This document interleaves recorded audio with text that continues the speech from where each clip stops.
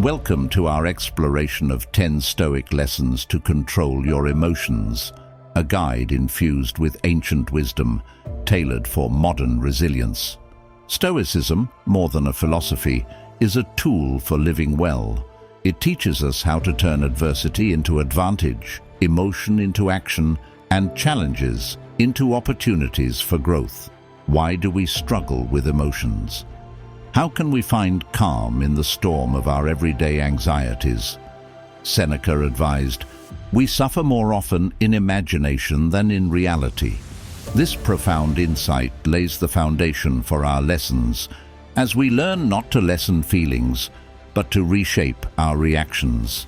The Stoics teach us that true power lies not in external circumstances, but in the dominion over our minds. Join us as we delve into these transformative teachings, each designed to fortify your emotional resilience and enhance your capacity for joy. Are you ready to harness the wisdom of Epictetus, who proclaimed, "It's not what happens to you, but how you react to it that matters," and reshape your life? Let's embark on this journey of self-mastery together. Lessons number 1. Reflect before reacting. Our turbulent world inundates us with constant distractions and provocations, threatening to sweep us into a whirlwind of rash reactions. Yet it is in these very moments that we must pause and summon the strength of our reason to prevail over impulse. Picture a raging river, its waters churning with chaos. A Stoic mind is like a rock amidst that torrent, steadfast, unshaken by the currents of emotion that batter it. By cultivating the discipline of reflection before reaction, you fortify yourself against being carried away by anger, fear, or any passing perturbation.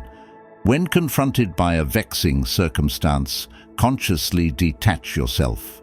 Imagine stepping back to gain a wider vista upon the scene.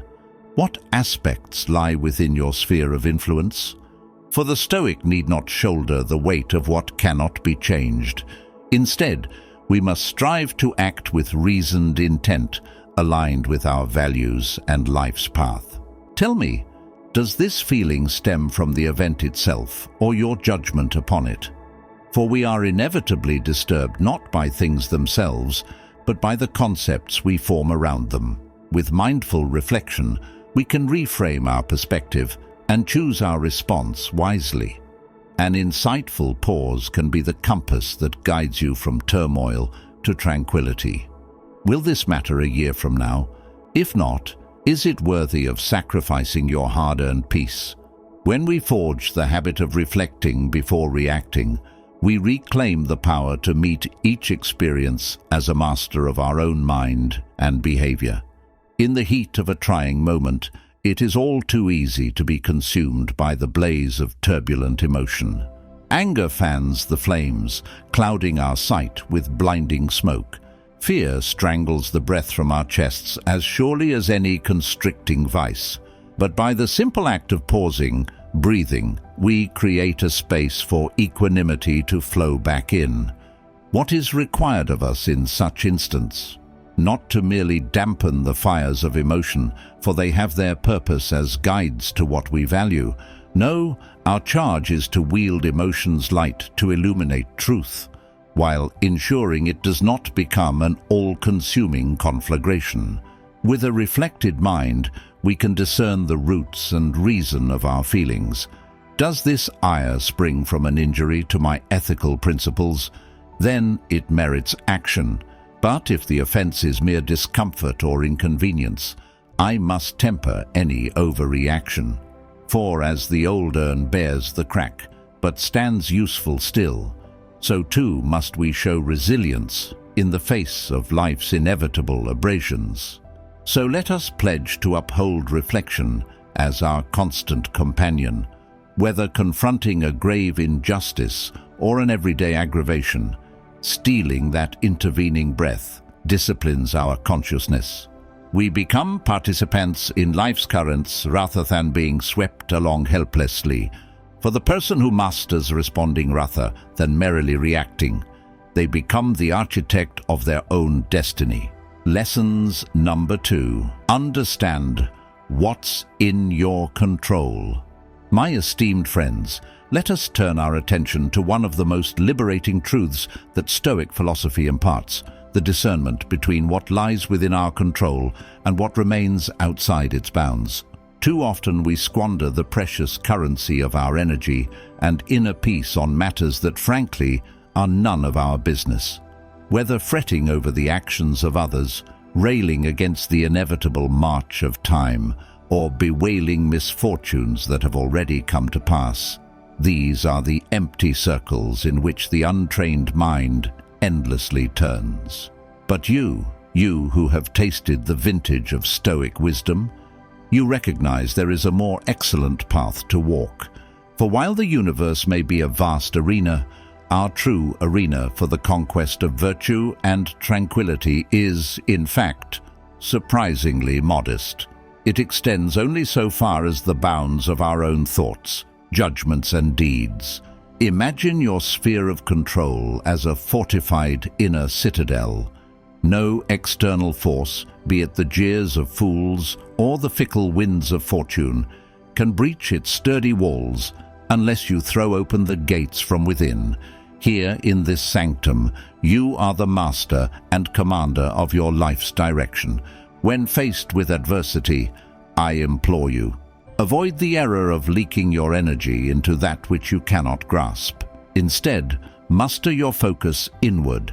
Interrogate the situation with a cold eye to identify the facets that remain in your noble charge to influence through action. You cannot corral the tempests of the world into submission, but you can surely summon the poise to trim your sails and deftly navigate their currents. You may not stem the river of time's fleetingness, but you can decide how to imbue each passing moment with the form and substance you etch upon its flow.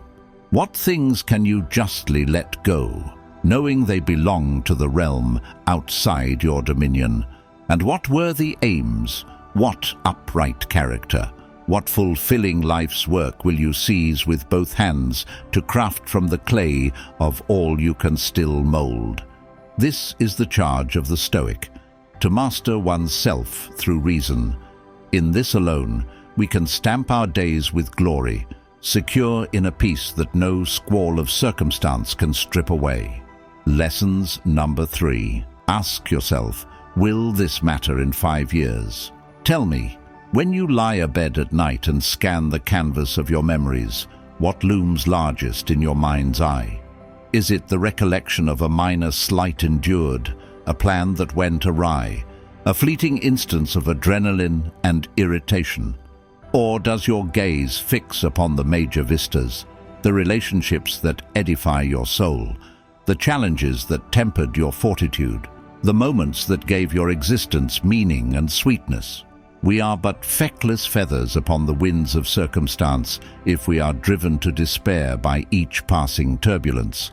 Yet, just as the mighty oak is unbowed by the squall's breath, we too can cultivate unwavering poise through the simplest of practices, widening our perspective beyond the insistent tugs of the immediate. Imagine you could part the mists enshrouding the future to gaze upon your life's trajectory 5 revolutions of the sun from now. What seeming cataclysm of today will appear diminutive on that horizon line? Which personal slight or stinging remark will be rendered into a transient vapor amid the grander story of who you became and what endures? This, my friends, is the alchemy of wisdom, to discern what has true gravitational pull upon your life's orbit, from what are merely errant meteorites briefly skirting across your field of vision, fiery but fleeting. Too many spend their days awash in constant anxiety and mood convulsions, held hostage by the tyranny of the insignificant and impermanent. But you, by enshrining this simple Stoic ritual of regularly peering across the deceptively foreshortened vantages of the present, you can reinstall your consciousness in its rightful dwelling. within the continuum of what is eminently meaningful. With this telescope perpetually retrained upon life's coastlines rather than its crashing wavefronts, you ensure that your precious forges of focus and fervor are stoked by only the worthiest of fuels. I challenge you, make the words, "Will this matter in 5 years?" into your talisman against being scattered by the ephemeral maelstroms that so frequently confronted us. For in cultivating this potent form of cosmic humor and eternal perspective, you forever remain anchored amid the jetsam of life, commemorating only what deserves to be graven upon your life's monument. Lessons number 4. Practice dispassion. In an age intoxicated by the indulgence of unrestrained passion, there could be no greater counterweight than the disciplined practice of dispassion. And yet, how often is this vital teaching misunderstood as a call to purge oneself of the richness of human emotion entirely? No, that woefully mistakes the aims of Stoicism. Our feelings, be they thunderous joy or searing sorrow, are indeed the landmarks that reveal what we value, what ignites our spirit into full radiance. What we must attend to is unseating these emotions from the throne of governance over our lives. For to be enslaved by one's passing feelings is to surrender the responsibilities of reason and self-determination that mark our distinct human inheritance. I counsel you thus, when you feel the crimson tides of anger flooding your mind, or the sirens of desire looking to wreck your resolve upon the rocks of impulse, meet them not with futile attempts at suppression or denial. No, that path only submerges them into a festering undertow. Instead, practice the art of holding these emotions at arm's length for careful examination. Breathe slowly now, and create a space between your conscious self and the feeling arising. Become a witness, dispassionately observing the ebb and flow of the emotional tide as you would study the twinning motions of planets in the heavens above. Where does this anger or elation originate? What are the thought patterns and belief shadows nourishing its existence? Peer more deeply still to discern whether the feeling aligns with your core values and chosen trajectory, or whether it springs from illusion and fear. For you see, our emotions are indeed profound navigational instruments, barometers, attuning us to what calls forth our truest resonance. But they are merely guides, not directors. The one who masters Dispassion still drinks deeply of the wine of feeling. They simply avoid intoxicated impetuousness by remaining the sober beholder. In this way, we honor the full breadth of our emotional landscape, celebrating its contours and power as a showcase of our vividly experienced humanity. But we simultaneously reserve the throne of decision-making for our lofty capacities of judicious reasoning, ethical commitment, and iron-souled fortitude. Let the winds of euphoria or melancholy alike blow across your being, understood and felt with fullness, but allow them to flow ever onward, while you, the immortal breath of consciousness itself, remain anchored in unshakable aplomb. For in that tranquility resides your noble strength, your capacity to harness emotion's energy while embodying the serenity of one who has mastered themselves. Lessons number 5. See obstacles as opportunities. Listen well, my friends, for the wisdom I shall impart cuts against the grain of conventional thinking.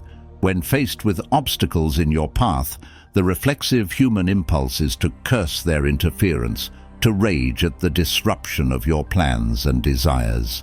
But I submit that this emotional reactivity merely blinds us to a higher truth. You see, the universe we inhabit is fundamentally adversarial in nature, not because it aims to thwart or punish us, you understand. Rather, its immutable laws ensure that anything achieved without strenuous effort is as transient as a dew-kissed morning blossom under the noonday sun.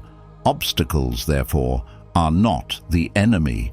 They are the vehicles for alchemizing our longings into reality itself. Consider the most majestic examples of human endeavor throughout the ages. What triumphs of architecture, discovery, or civilization itself would exist were they not first obliged to confront and surmount the obstacles arrayed against them, from the sculptors chiseling free their masterpieces from stubborn marble to the heroic explorers breaching uncharted horizons. All progress owes its existence to the crucible of opposition that greets it. And is our own personal growth and fortification any different?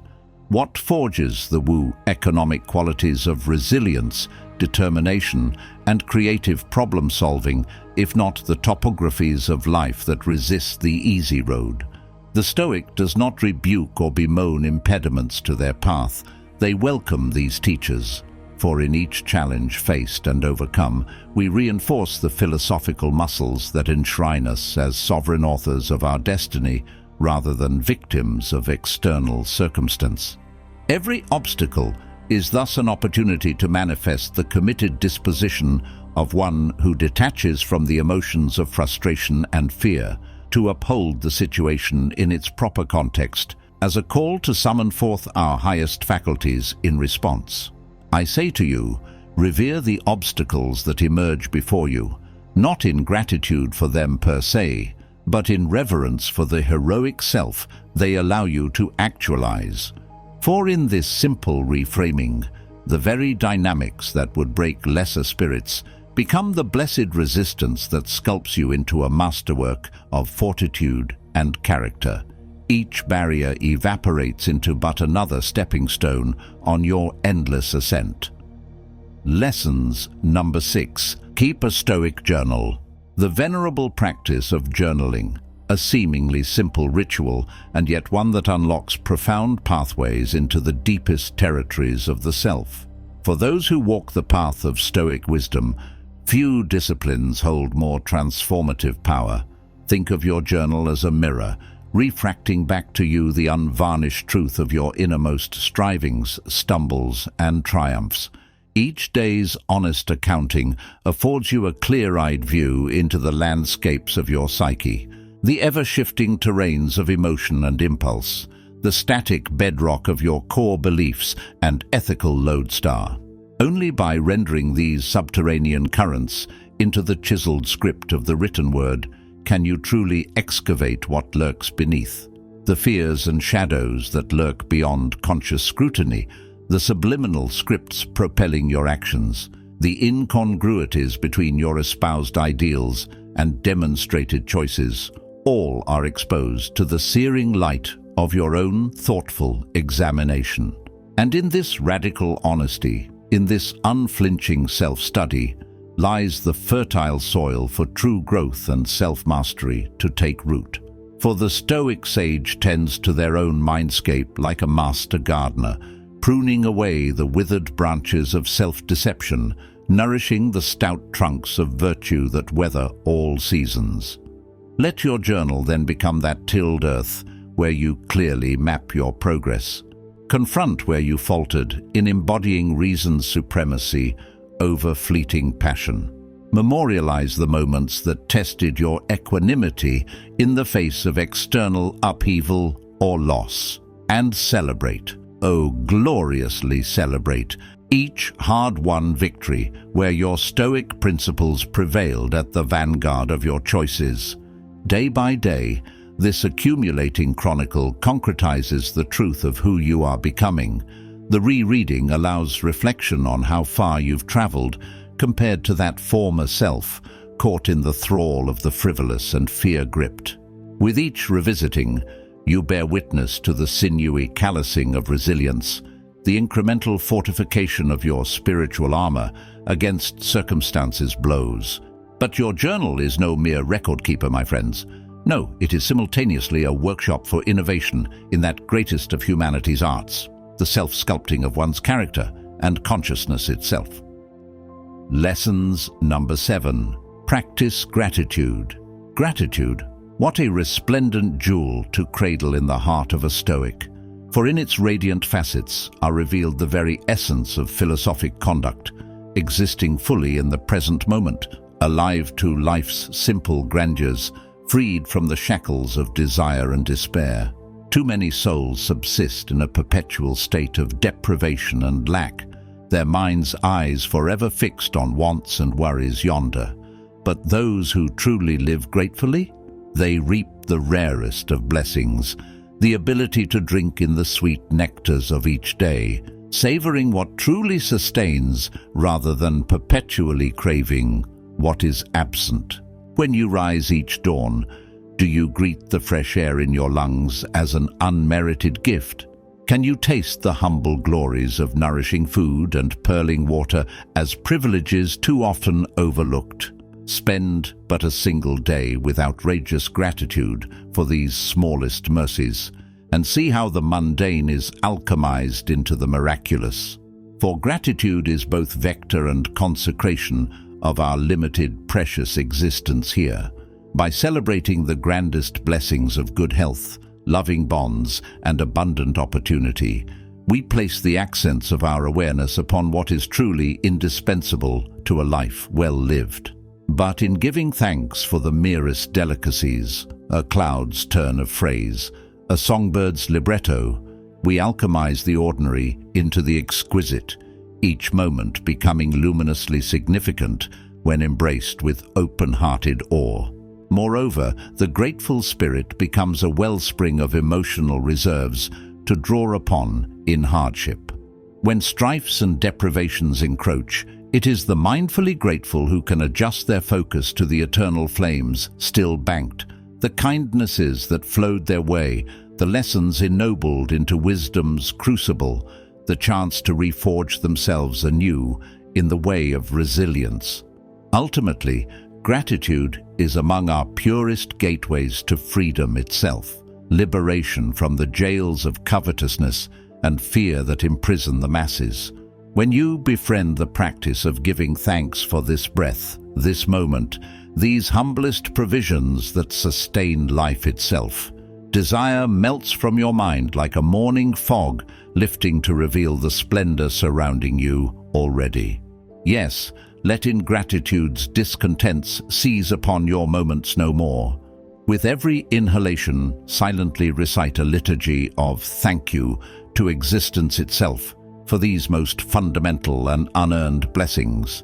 In this simple motion, you rejoin the dance of cosmic grace, reawaken to the most prized of Stoic virtues, for in embracing life as the grandest gift, we alchemize it finally into precisely that.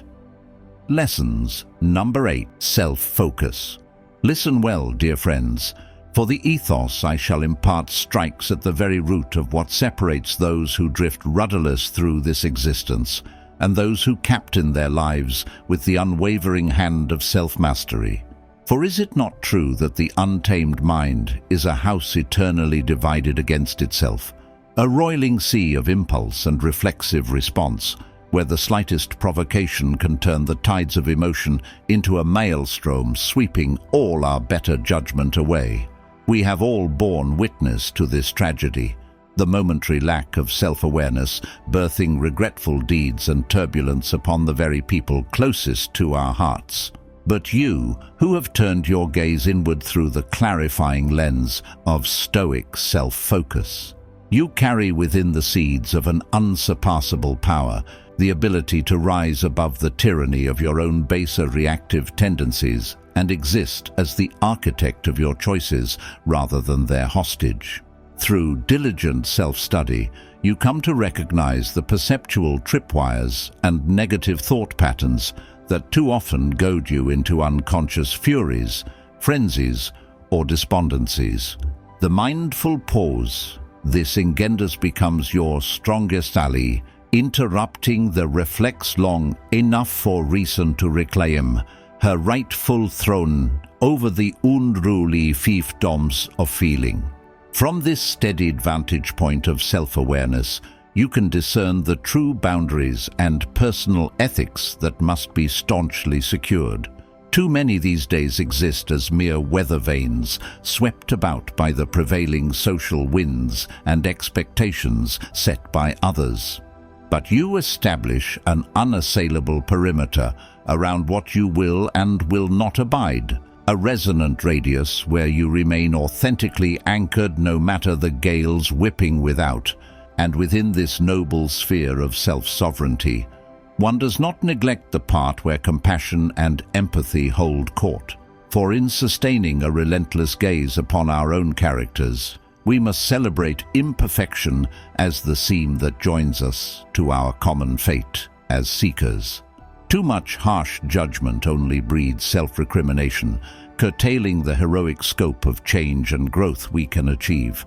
No, let your self-focus be lit by that benevolent flame of understanding where you see your faults, fragilities and shadows, not as moral stains, but as mortal coaching to be embraced and transcended. Each unvarnished self-appraisal becomes a training ground for cultivating the resilience, humility and grace that reinforces the Stoic heart. Lessons number 9. Setting personal limits.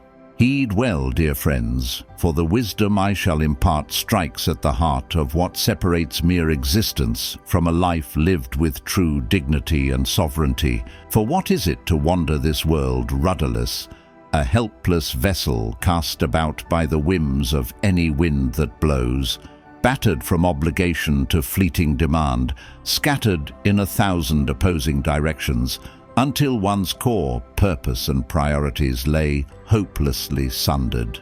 This path leads only to burnout's smouldering ember, too little energy banked for oneself as you're bled dry, serving each passing restless appetite. No, there is a nobler way befitting those who would live as self-authored Stoics.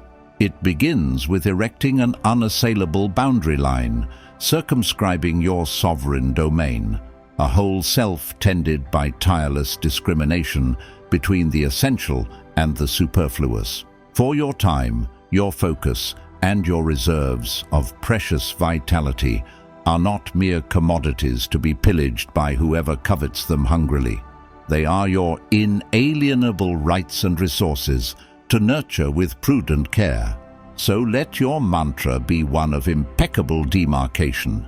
Define the ethical parameters within which you shall operate uncompromisingly, and defend them with a dignity befitting a border guard of your soul's integrity.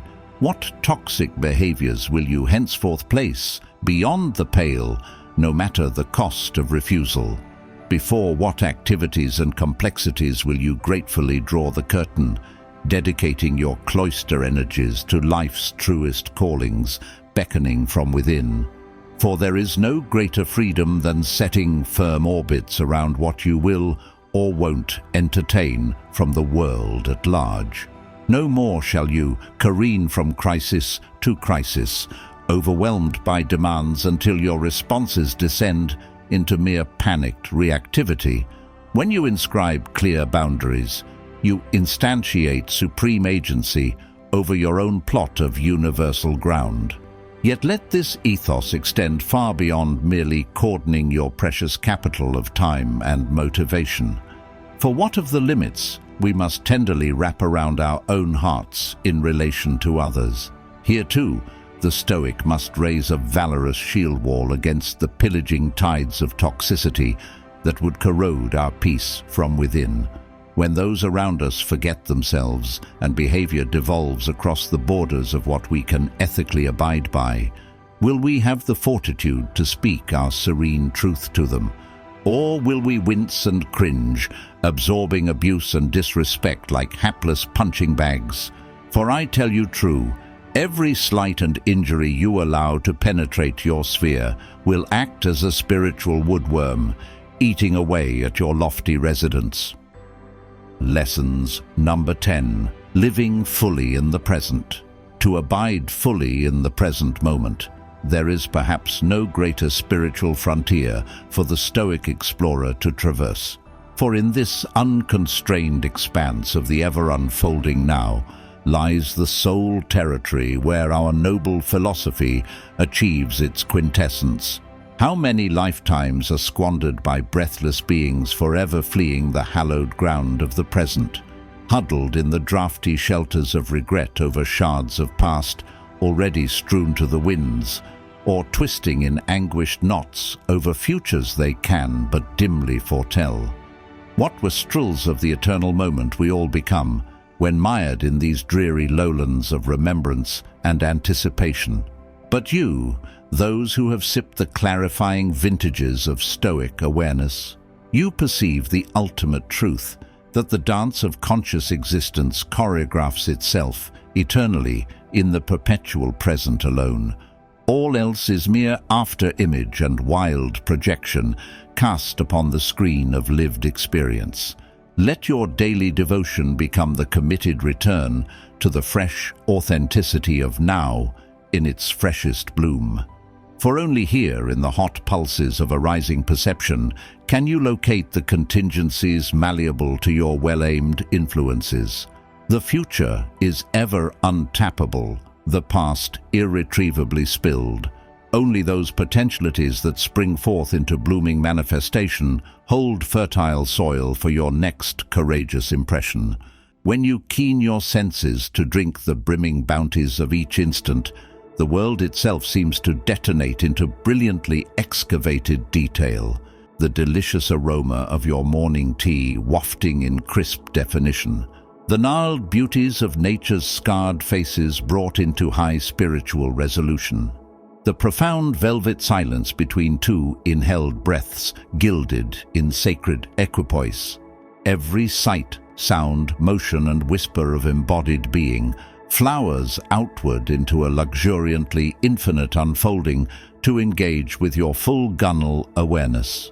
In concluding our exploration of the 10 Stoic lessons to control your emotions, it is essential to internalize these teachings to navigate life's tumultuous seas with grace and poise. Stoicism doesn't merely equip us with defensive tactics against adversity, but offers a profound framework for living with intention and tranquility. From reflecting before reacting to embracing the present moment fully, each lesson pivots us back to what truly matters, our ability to govern our responses and align them with our deepest values. Let us pledge to prioritize these lessons daily, integrating them into our core behaviors and decision-making processes. By doing so, we not only enhance our emotional resilience but also forge a life replete with happiness and serenity. I invite you to like, share, and apply these Stoic teachings, embarking on a path to a more controlled, fulfilled, and humane existence. Together, let us rediscover the tranquility that comes from within and radiate it outward.